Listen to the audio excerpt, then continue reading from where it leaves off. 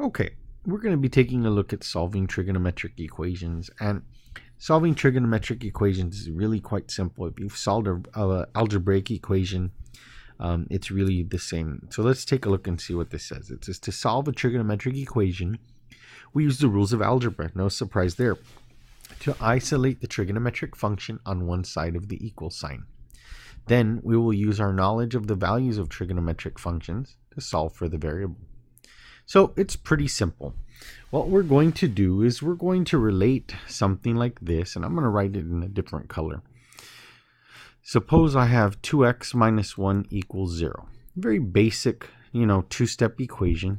You add 1 to both sides. You get 2x equals 1. You divide both sides by 2. You get something like this. X equals 1/2. Well, this trigonometric equation that we're going to be looking at, that we're going to be working on, is really quite simple and similar in the way that you approach and solve it.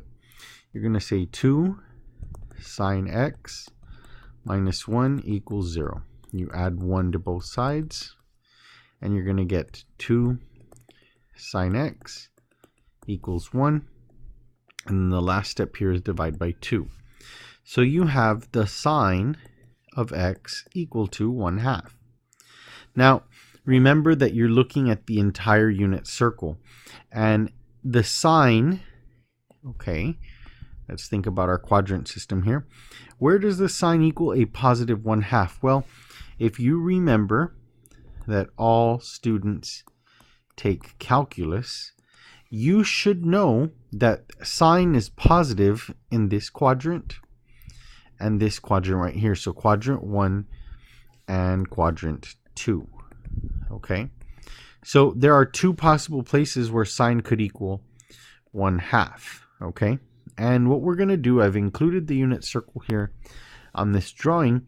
So let's take a zoom in on our unit circle, and we're looking for where does sine equal 1/2. Well, the sine, remember, is the y value. So in quadrant 1 and 2, the sine, the y value is 1/2 right there and right there. And where does that happen at exactly? Well, that happens at here pi over 6 and 5 pi over 6.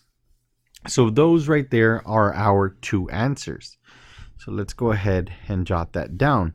We have two values then for x at pi over 6 and 5 pi over 6. So I'm going to write that down. Those are our two solutions. But in general, if we were to get a generalized answer, so let's take a look at a generalized answer. What does that mean exactly? Well, the generalized answer says, well, if you rotate around the circle, any number of times, let's say k number of times, well, you're going to end up at the same spot. And if you make a complete revolution, how many radians have you added? Well, a complete revolution is 360 degrees. So in terms of radians, it's 2 pi radians for k number of times that you rotate around the circle. So a generalized answer would actually look something like this. So we might say pi over 6 plus 2k pi. That's one instance of this. And the other one is going to be, as you might have guessed, 5 pi over 6 plus 2k pi. And k is the number of rotations around the circle. Now you could go around a negative amount of times, I suppose, and you could have, negative radian values. Remember, they're coterminal. So basically, the generalized answer generates the coterminal values for that would satisfy this equation here that we started off at the very beginning. Okay, so we've taken a look at the first equation. Now let's take a look at another one. This one's a little bit different, but it can be approached the same way. So I'm going to rewrite it. I have the tangent square of x minus 3 equals 0. So I'm looking and I'm going to say, okay, well, first things first, I'm going to add 3. Tangent square of x equal the square root of 3. And then I am going to say, okay, well, I can take the square root. So taking the square root, oops, I already did that there. That was my mistake. So the tangent squared equals 3. Let me take that back real quick. Sorry about that. The tangent square equals 3. And then you take the square root. So that's where we would get that square root. So the question here then is, where does the tangent equal the square root of 3? Okay, well, remember that the interval of which tangent exists in terms of its graph is between negative pi over 2 and pi over 2. So when you're looking at the unit circle, and let's zoom in on the circle here for a second. Let me erase this stuff here. When you're looking at the circle, in terms of the tangent, you're only looking at values in this region from negative pi over 2 to pi over 2. So your answer is somewhere in there. So if this right here is pi over 6, this right here would be negative pi over 6. This is pi over 4, so this one down here would be negative pi over 4. Okay, so just something to consider when you're looking at the answer. All right, so let me clear this real quick out of the way. We knew that answer already. I hope you already saved it. Okay, just clear some space so we can look at the circle. Take a look at the circle. Okay, so where does the tangent equal the square root of 3? And it's got to be, you know, plus and minus. Okay, so that's important. Plus and minus the square root of 3. Okay, so let me actually fix that. All right, there we go. Looks something like that. Okay, so where does that happen? Well, recall that tangent is y divided by x. Let me just write it as tangent like that.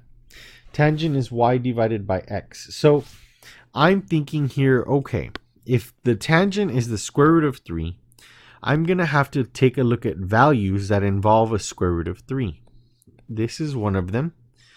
This is another one. This is one of them. And this is another one. Why? Because they all have a square root of 3 in play there. Well, if tangent is y divided by x and I'm left with the square root of 3, I'm starting to think, okay, I'm going to take this value divided by 1/2, this value divided by square root of 3 over 2. This set right here is probably the only one that's going to give me a square root of 3. This one will probably give me something like 1 over the square root of 3. And the same thing occurs down here with these. So let's just take a look. Let's take a look at pi over 3. So that's 1/2 and the square root of 3 over 2. So let's see what that looks like. If I have 1/2 and the square root of 3 over 2. These are the values at pi over 3. This is x, this is y. So I'm going to say, okay, square root of 3 over 2 divided by 1 over 2. I always tell my students when dividing fractions, always remember to KFC. That is, keep the first fraction and flip the second fraction and change the sign from division to multiplication. So what ends up happening here is these 2's end up crossing out and you're left with the square root of 3. So pi over 3 works. You're also going to find that negative pi over 3 works because it's in the interval here. So you're going to have there 1/2 and negative square root of 3 over 2, and then the same thing happens. It's basically the same setup, but one of them happens to be negative. So again, KFC. Again, I'm not trying to push any kind of particular chicken joint or anything like that. I'm just trying to get you to remember how to divide fractions. And again, this same kind of thing happens, leaving us here with the negative square root of 3. So we have two values that satisfy this equation, and so our answers for x are going to be negative pi over 3 and pi over 3. So these are our answers, our specific solutions. Now let me zoom out just a little bit and let's talk about generalized answers. Well, consider the period of the tangent graph. And if you recall that from a previous chapter, the period of the tangent is from 0 to pi. Well, is it 0 to pi? No, I don't think so. But regardless, it's not 0 to pi. All right, it's going to be negative pi over 2 to pi over 2. Okay, that's not the period, that's the interval width. Okay, I'm sorry. The period is pi units. I don't know what I was thinking. Okay, so, all right. And this goes to prove that these videos are not scripted. They are truly improvised. So are the jokes, but they're not that funny, I guess. All right. So the generalized answer is that it's negative pi over 3 plus, and if you make a rotation, it's going to be every pi units. So plus k pi. All right. And then the other answer will be pi over 3 plus k pi as well. Okay, so it looks something like that. These are our generalized answers or solutions for this right here. All right, so definitely a good look at some trigonometric equations and really basic, again, using some simple and basic algebraic techniques.